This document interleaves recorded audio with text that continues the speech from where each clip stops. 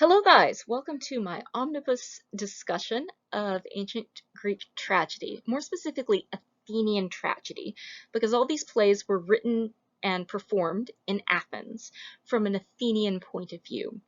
I'll talk about the individual plays and their own little cameos, but here's some general stuff to know about the genre and why it is that we're reading it in a warfare class.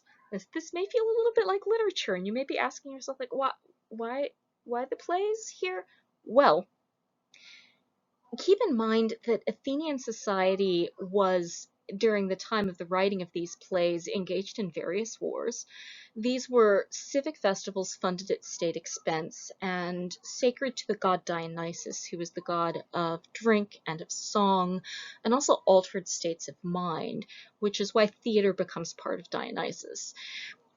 Theater creates a space that's unlike our day-to-day world, that lets us step back a little bit and think about our problems recontextualized in a safer space.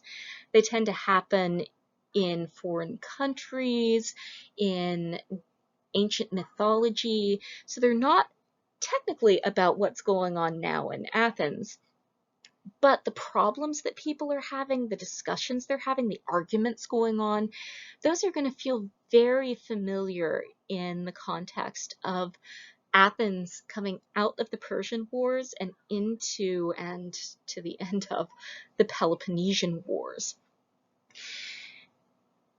Wine was thought to relax your inhibitions, to help you think about things better, and to encourage you to engage in acts of empathy.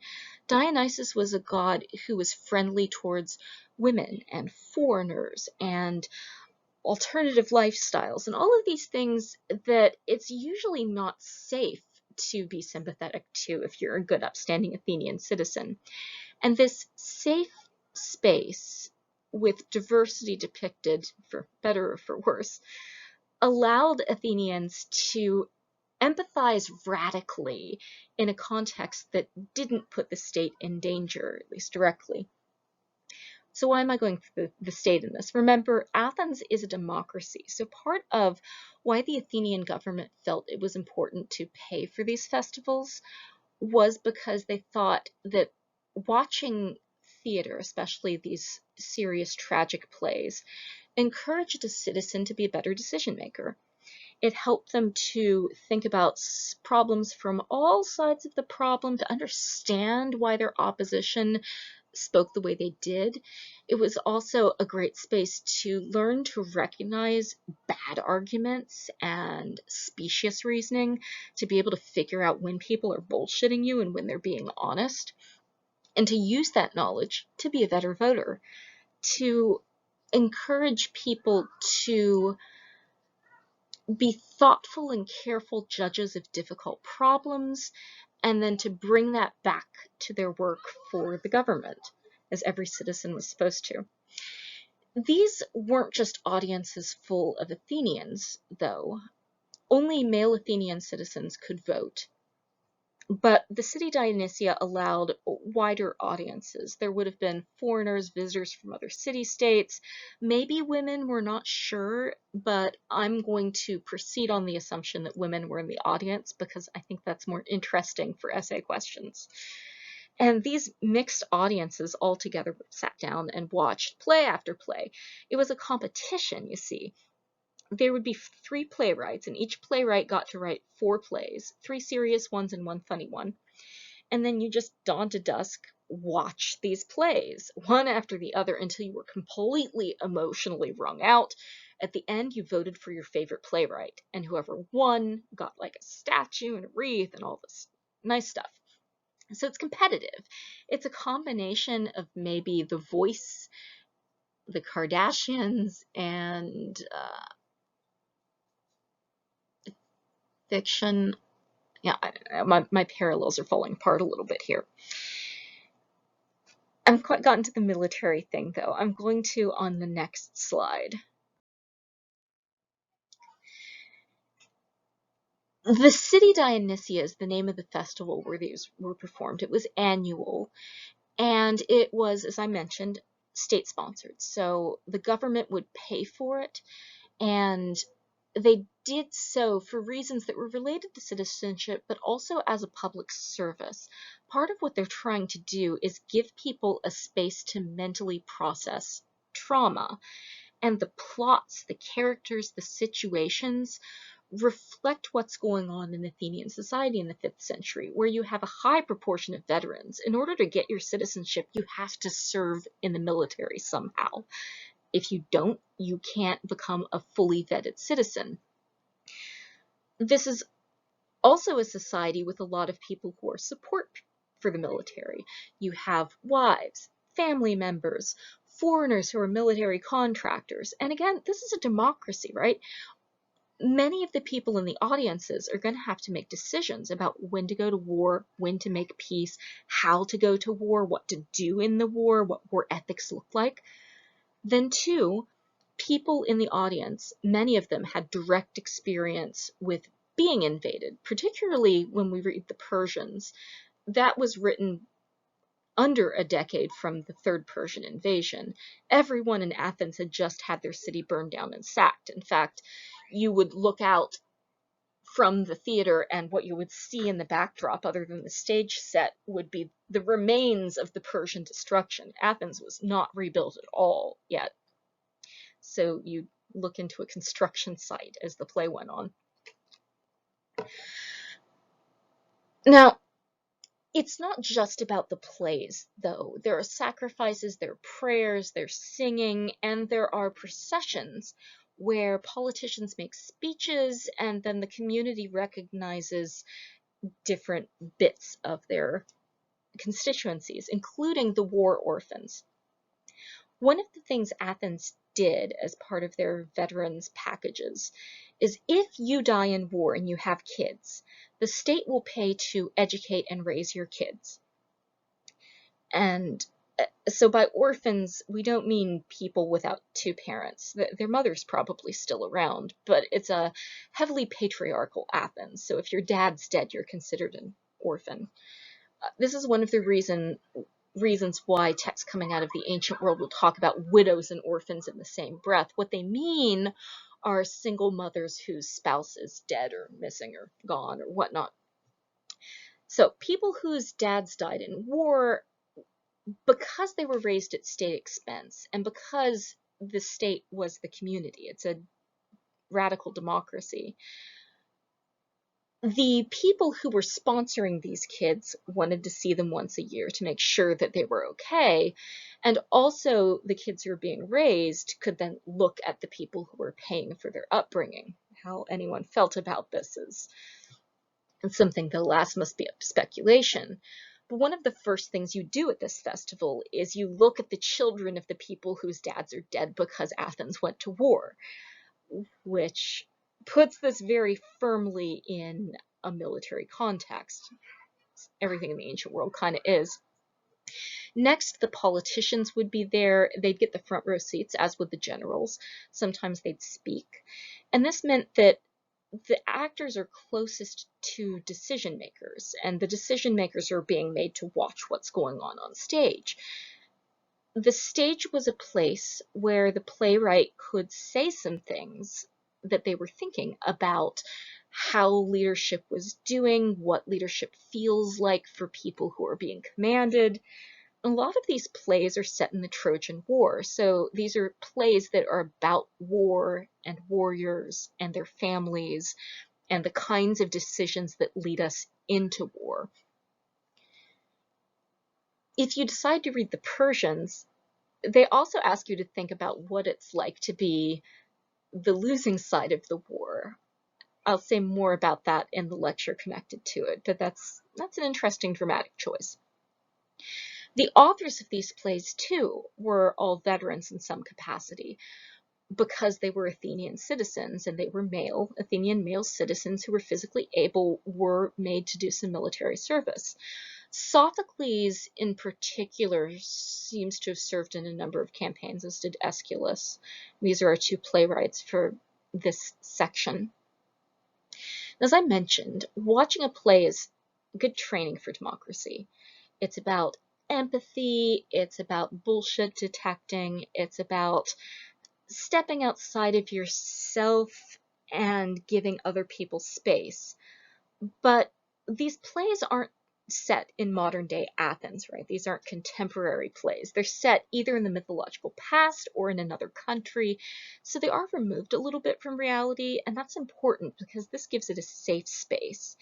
When Ajax complains about his generals, he's not complaining about the Athenian generals, he's complaining about mythological generals. So it gives you plausible deniability, and it helps the playwright to put real debates and real traumas into how the play is constructed.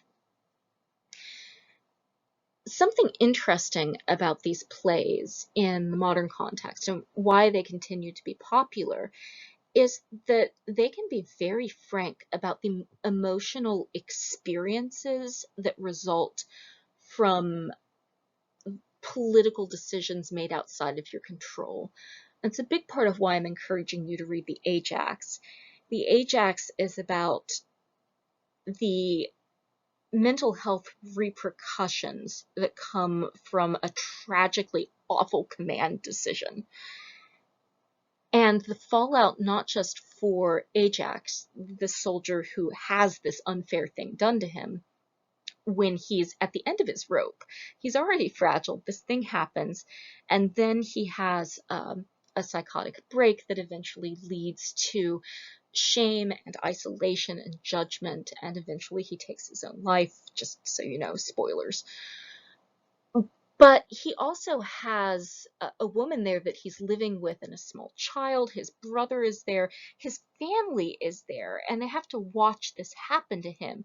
And they are heartbroken and torn. And they don't know what to do for him when he's having these moments of self-hatred and violence and rage. And this hopeless, what seems like, and is a bit, an overreaction that isn't really an overreaction. It's a final reaction to a long string of years of trauma being in the Trojan War. These plays are now being used by Veterans Affairs Group. There's a society called Theater of War that stages these readings, where veterans and their families read these plays in order to open conversations, being able to talk about how Ajax acts in this play and how Tecmessa reacts to Ajax's dilemmas and how Ajax's fellow soldiers as war buddies react to the situation.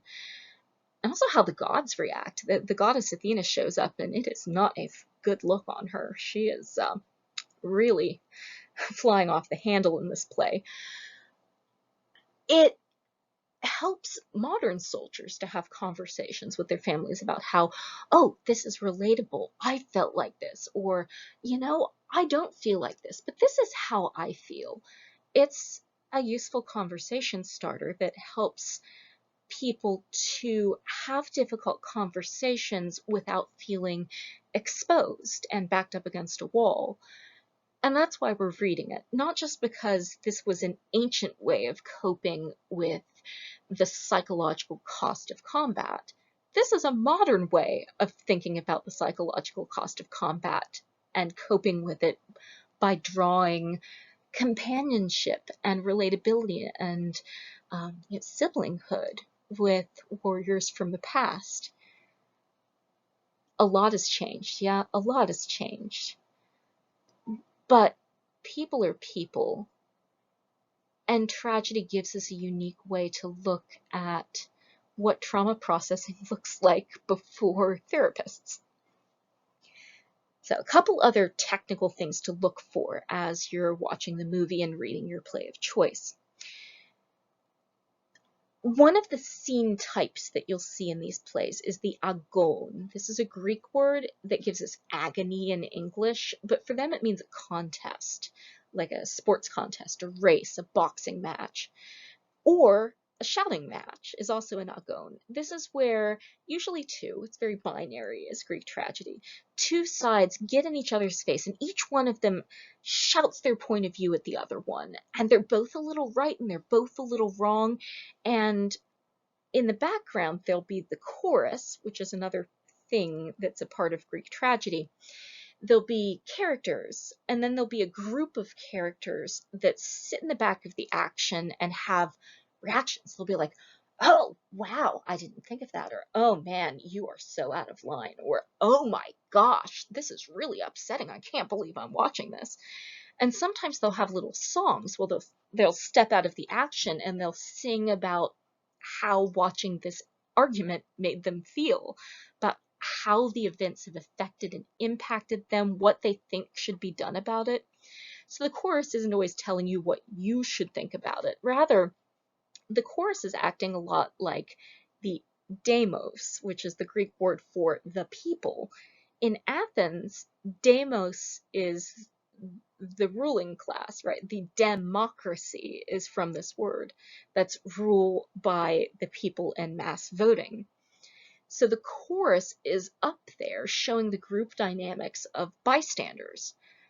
And that's also a really cool thing to see on the stage. We, in modern theater, don't do enough, I think, to make bystanders an active part of what's going on. But bystanders are incredibly important, aren't they? What you do when you're watching something difficult go down can make a big difference in how much harm is done and how well our community is supported and perpetuated. So that's another thing to watch.